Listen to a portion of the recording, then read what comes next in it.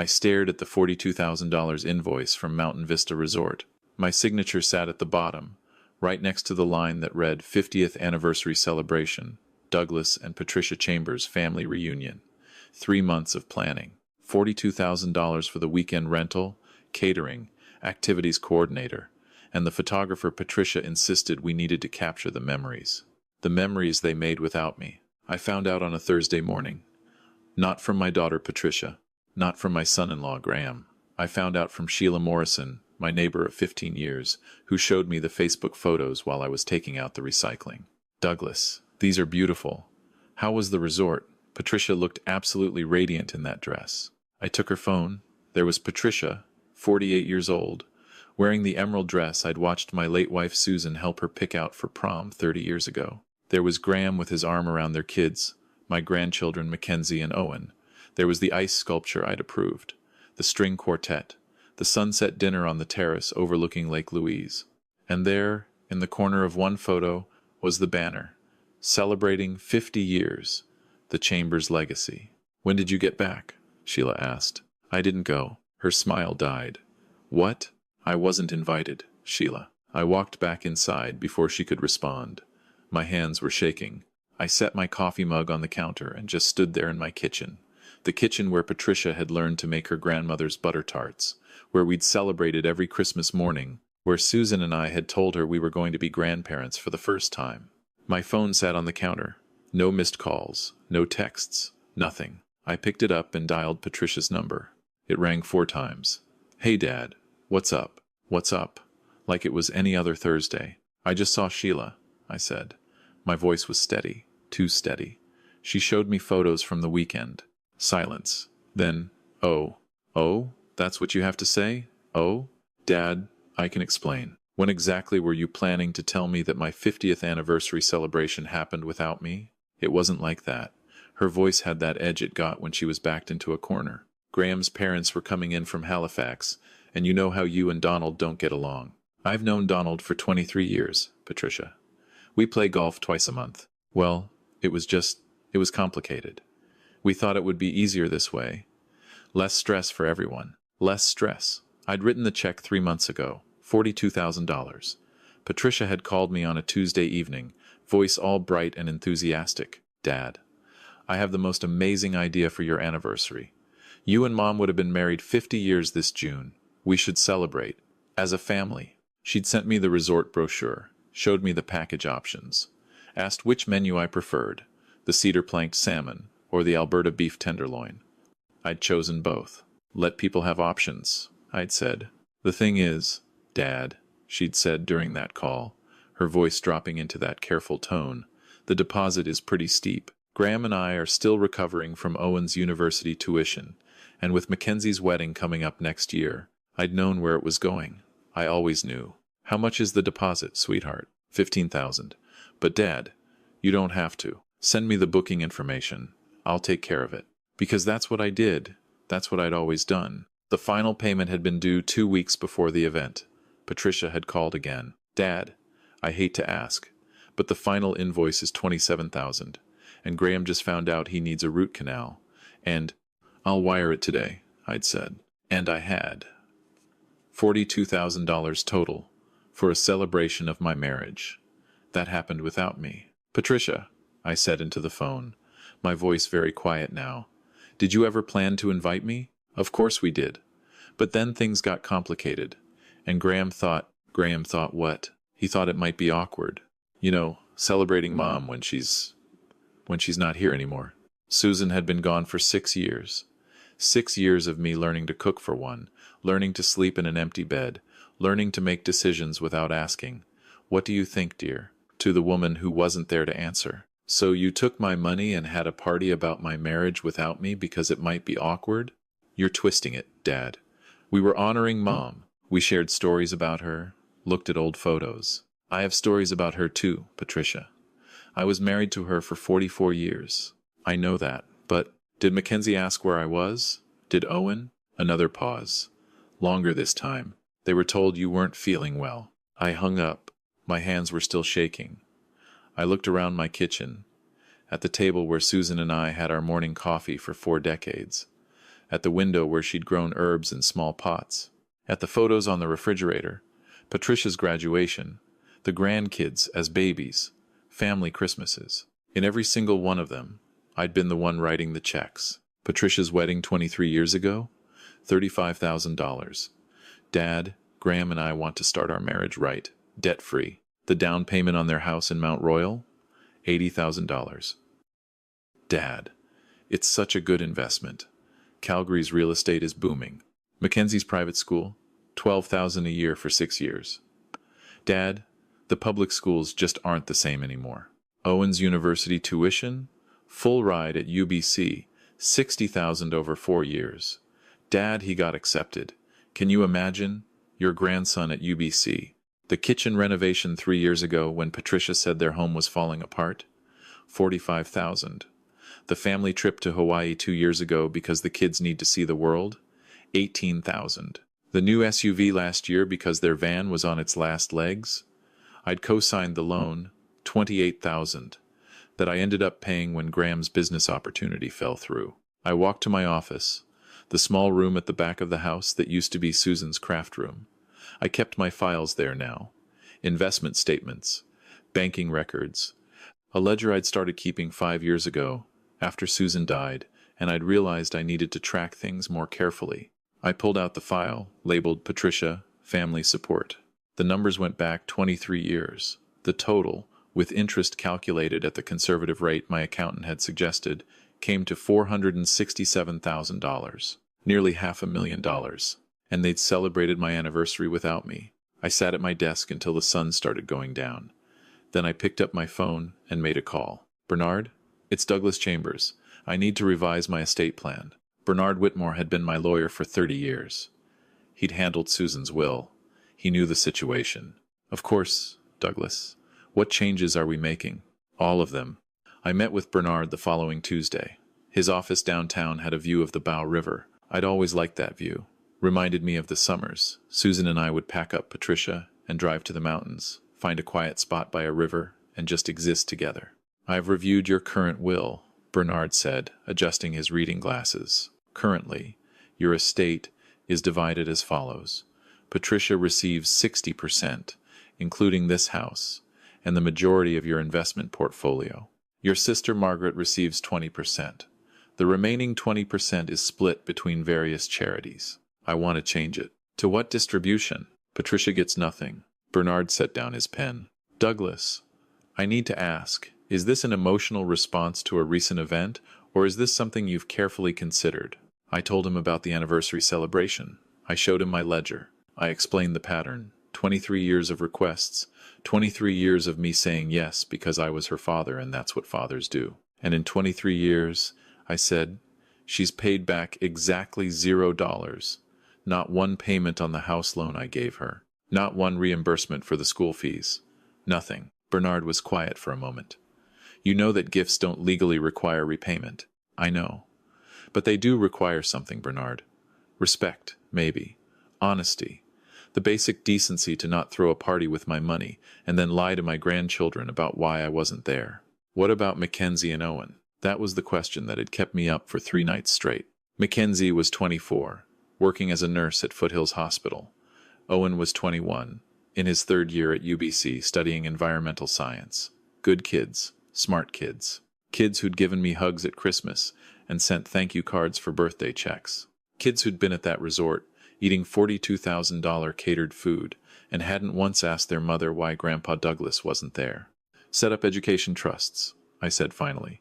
$25,000 each. Accessible only for graduate school or professional development. Not accessible to their parents. Everything else goes to Margaret and the charities. And the house? I looked out at the Bow River. Susan and I had bought this house in 1981, raised Patricia here, built a life here, the Calgary Women's Shelter. Susan volunteered there for 15 years. They can sell it and use the funds however they need. Bernard made notes. This will be quite a shock to Patricia. Good. Douglas. She threw a party celebrating my marriage without inviting me. Bernard. She took my money and lied to my grandchildren. I think a little shock is warranted. He nodded slowly. I'll draft the new documents. But Douglas, I'd recommend not telling Patricia about this yet. Make sure this is what you want. Give yourself time. How much time did Patricia give me to attend my own anniversary celebration? I stopped answering Patricia's calls. She left voicemails. First apologetic, then confused, then annoyed. Dad, you're being ridiculous. Can we please just talk about this like adults? Dad, Graham thinks you're overreacting. It was one weekend. Dad, Mackenzie wants to see you. Are you really going to punish your granddaughter because of this? I deleted them all. I also stopped the automatic transfers.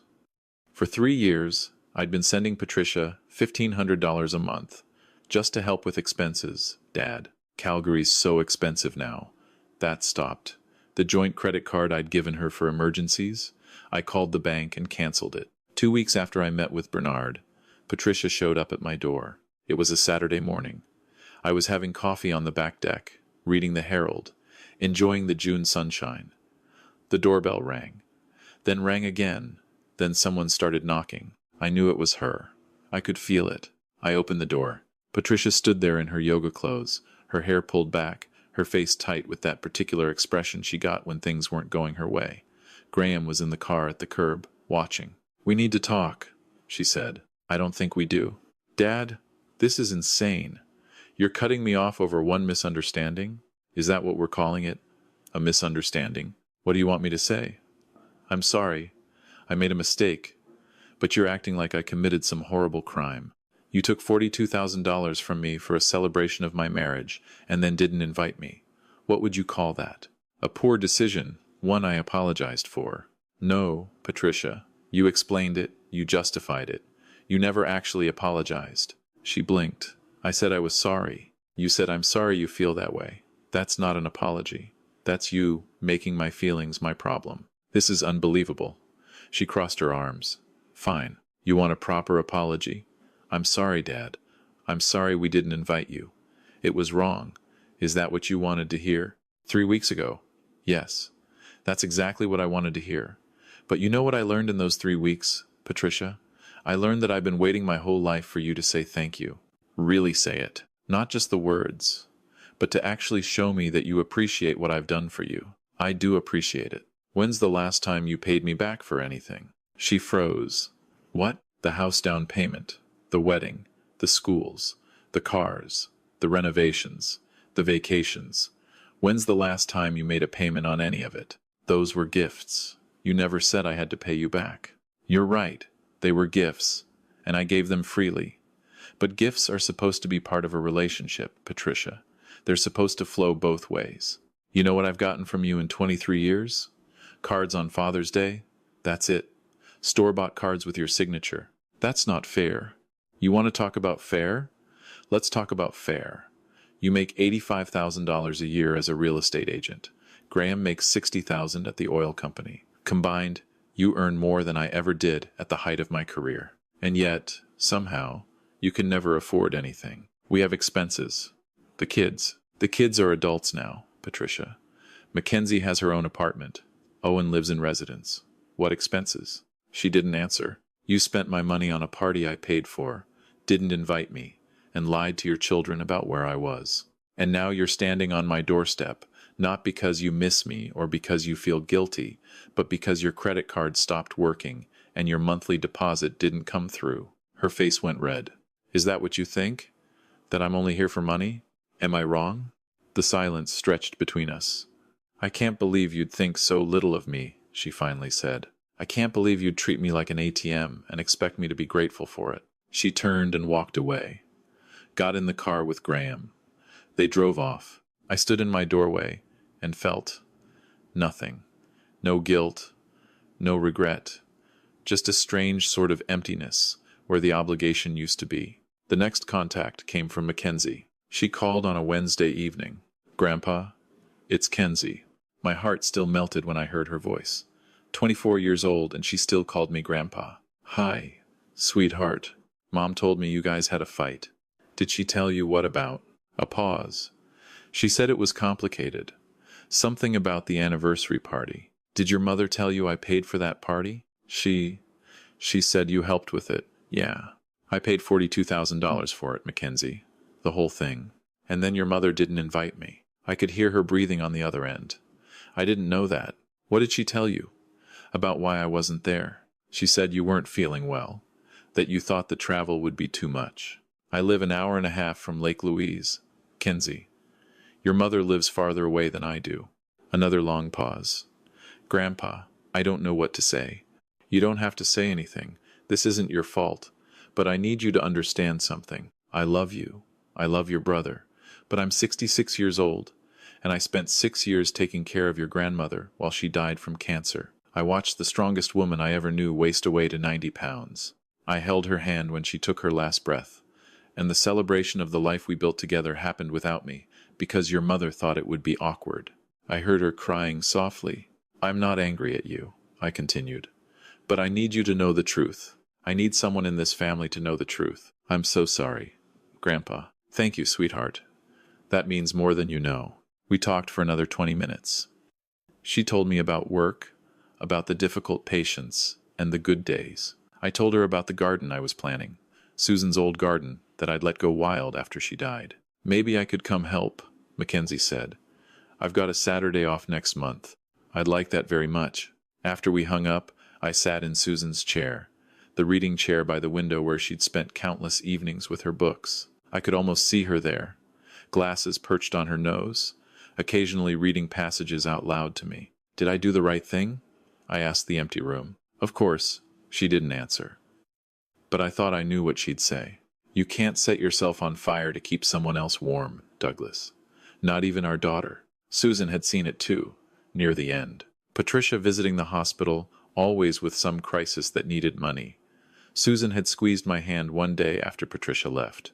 You're going to have to stop, she'd whispered. Stop what? Being her solution to everything. She'll never learn if you keep solving her problems. She's our daughter. She's a grown woman. And you're teaching her that love means money. I'd promised Susan I'd think about it. But then she died, and I was alone. And when Patricia called, crying about the mortgage payment, or the car repair, or the school fees, it was easier to just say yes. Easier to write the check than to have the hard conversation. But easy hadn't made things better. Easy had made things worse. The letter came 4 weeks later. Not from Patricia, from Graham. It was handwritten, which surprised me. 3 pages on legal pad paper. Douglas, I need to be honest with you about something I should have told you years ago. Patricia has a spending problem. Not the kind that's medical or diagnosable, but the kind where she genuinely believes she deserves a certain lifestyle, regardless of what we can actually afford. When we got married, I thought it was normal. Young couple, wanting nice things. But it never stopped. The house had to be in Mount Royal. The kids had to go to private school. The cars had to be new. The vacations had to be exotic. And every time I said we couldn't afford something, she'd say, I'll ask Dad. I went along with it because it was easier than fighting. Because I loved her and I wanted to make her happy. Because I thought maybe if I worked harder, made more money, eventually we'd get to a place where we didn't need your help. But we never did. Because every time I got a raise, Patricia found something more expensive to want. The anniversary party was my idea. I thought if we did something big to celebrate you and Susan, maybe Patricia would finally see how much you'd done for us. Maybe she'd realize it was time to stand on our own. But when it came time to invite you, she panicked.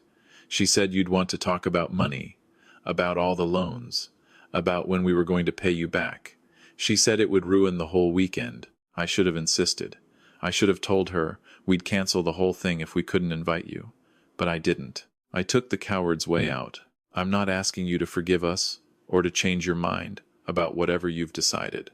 I just wanted you to know that I know what we did was wrong, and I'm sorry. Graham. I read it 3 times. Then I folded it carefully and put it in my desk drawer. It didn't change anything, but it helped to know that someone in that family understood. Owen called in July. He was home from UBC for the summer, working at a youth camp in Kananaskis. Hey, Grandpa, I heard things are weird with you and Mom. That's one way to put it. She won't tell me what happened. Just says you had a disagreement. I told him. The whole thing.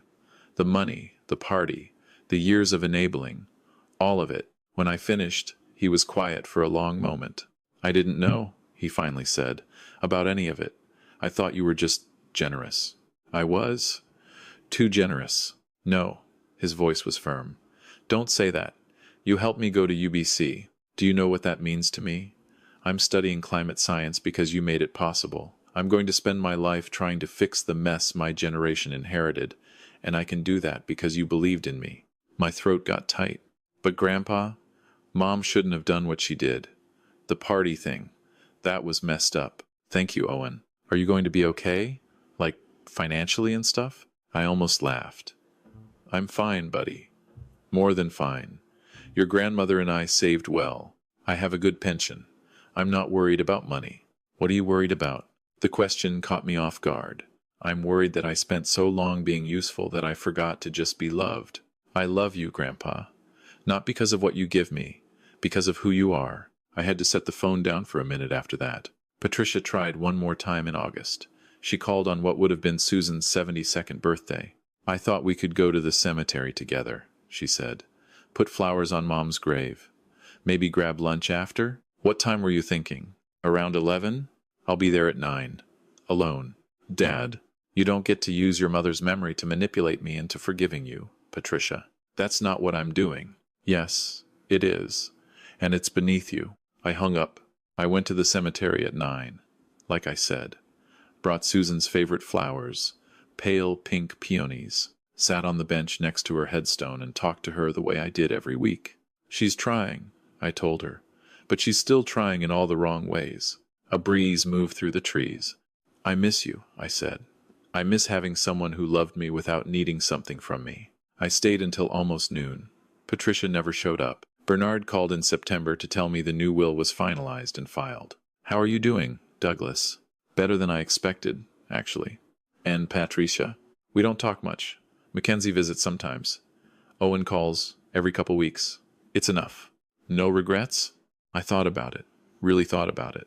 No, I said. I regret enabling her for so long. I regret teaching her that money was how I showed love. But cutting her off? No. That I don't regret. Good. You deserve peace, Douglas. Peace. That was the word for it. My days were quieter now. I'd started volunteering at the senior center downtown, teaching woodworking classes. Started going to the symphony again, something Susan and I used to do that I'd stopped after she died. Started having coffee with Sheila every Wednesday morning, just talking about normal things like the weather and the news and what we were reading. Started living like I was a person, not just a bank account. In October, Mackenzie came over to help with the garden, like she'd promised. We spent a Saturday afternoon pulling weeds, planting bulbs for spring, trimming back the roses Susan had loved. Mom asked me to talk to you, Mackenzie said, as we worked. Did she? She wants to know what it would take for you to forgive her. I sat back on my heels, dirt on my hands, the October sun warm on my face. Tell your mother that forgiveness isn't something she can purchase or negotiate for. Tell her that if she wants a relationship with me, it starts with her being honest about the money, about why she did what she did, about what she actually wants from me that isn't financial. She says she wants her dad back. Then she needs to figure out which dad she wants. The one who writes checks or the one who's a person. Mackenzie was quiet, patting soil around a cluster of tulip bulbs. Can I ask you something, Grandpa? Always. Do you think I'm like her? Like Mom? I looked at my granddaughter, 24 years old, working night shifts at the hospital, living in a tiny apartment she could barely afford, and she'd never once asked me for money. Not once. No, sweetheart, you're like your grandmother. She smiled, a real smile. Then she hugged me, getting dirt all over both of us. I love you, Grandpa.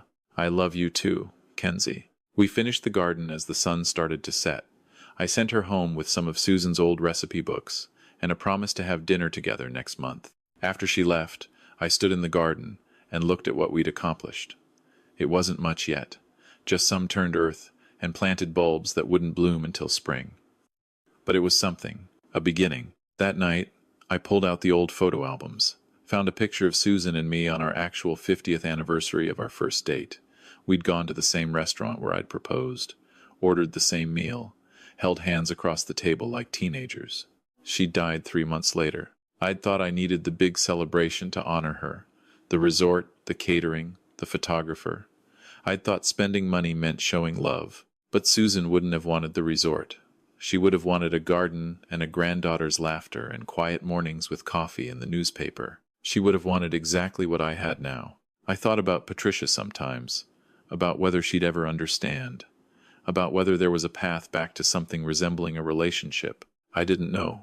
Maybe, maybe not. But I'd learned something important in these months of silence. I could survive her disappointment. I could survive her anger. I could survive being the bad guy in her story. What I couldn't survive, what I wouldn't survive, was spending the rest of my life being treated like I was only valuable when I was useful. Susan used to say that the best gift you can give someone is the truth, even when it hurts, even when it costs you something. I'd finally given Patricia the truth, that I was a person, not a bank, that love wasn't measured in dollars, that respect and appreciation weren't optional extras in a parent-child relationship, they were the foundation. Whether she ever accepted that truth wasn't something I could control. But I could control this, how I spent the time I had left, who I gave my energy to, what I allowed in my life. And I chose peace. I chose boundaries. I chose the garden and the symphony and the woodworking classes and the grandchildren who loved me for who I was, not what I could give them. I chose to stop setting myself on fire to keep everyone else warm. Because here's what I finally understood. At 66 years old, generosity without boundaries isn't love. It's self-destruction. And teaching someone that they can take without giving, demand without appreciating, hurt without consequences, that's not doing them a favor. That's crippling them. The kindest thing I could do for Patricia was to stop being her solution. The kindest thing I could do for myself was to start being enough, just as I was. And if that made me selfish in her eyes, then so be it. I'd rather be selfish and respected than generous and invisible. I'd rather have peace than money in someone else's pocket and chaos in my heart. I'd rather spend my remaining years knowing I stood up for myself than die having spent a lifetime lying down for everyone else. That's what Susan would have wanted. And finally, after all these years, that's what I wanted too.